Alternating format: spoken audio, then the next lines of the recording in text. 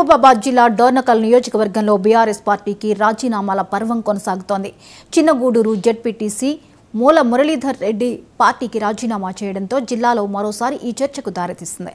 ఈ సందర్భంగా ఎమ్మెల్యేగా పనిచేసిన రెడ్డియా నాయక్పై తీవ్ర విమర్శలు చేశారు. నిత్యం తాండాలోనే ఉంటా అని చెప్పుకునే రెడ్డియా నాయక్ కార్యకర్తలను ఏనాడు పట్టించుకోలేదని ఆరోపించారు.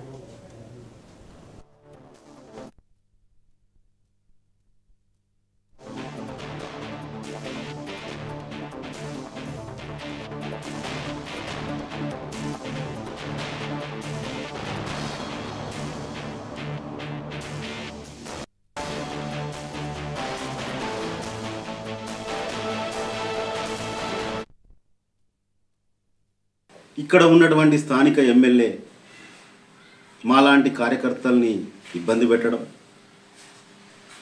కనీసం ఏదన్నా కష్టం వచ్చిందంటే ఆదుకోకపోవడం, అధికార యంత్రాంగాన్ని ఉపయోగించుకొని కార్యకర్తలని చూడరు, పని చేసినా చేయకున్నా వాళ్ళ స్వలాభాల కోసం అధికార యంత్రాంగాన్ని మొత్తం దుర్వినియోగం చేయడం, కనీసం సిఎంఆర్ ఫైల్స్ తీసుకొస్తే కూడా ఈ రోజు వరకు ఫైల్స్ ఆ బాక్సులలోనే సంతకాలనే ఉన్నాయి తప్ప, బీరువాలనే ఉన్నాయి తప్ప, కనీసం వాటి ద్వారా మాలాంటి వాళ్ళకు ఫైల్స్ తీసుకుపోయి ఇచ్చిన మాలాంటి వాళ్ళకు మాట పోయింది తప్ప వాళ్ళు చేసింది ఏం లేదు.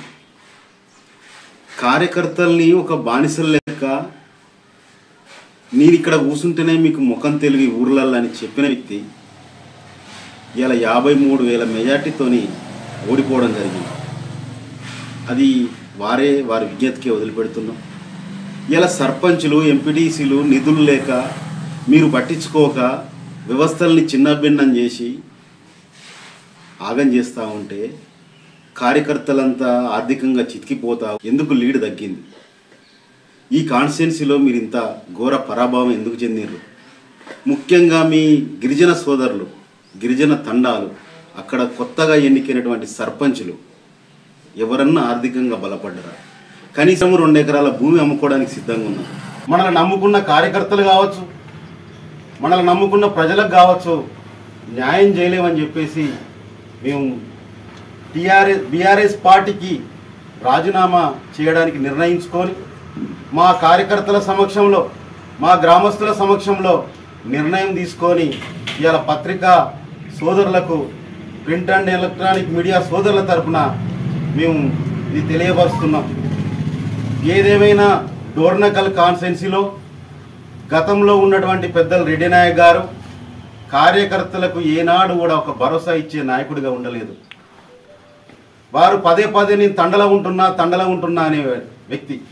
నువ్వు తండలో ఉండి ఏ తండకు న్యాయం చేసినావని నేను అడుగుతా ఉన్నా.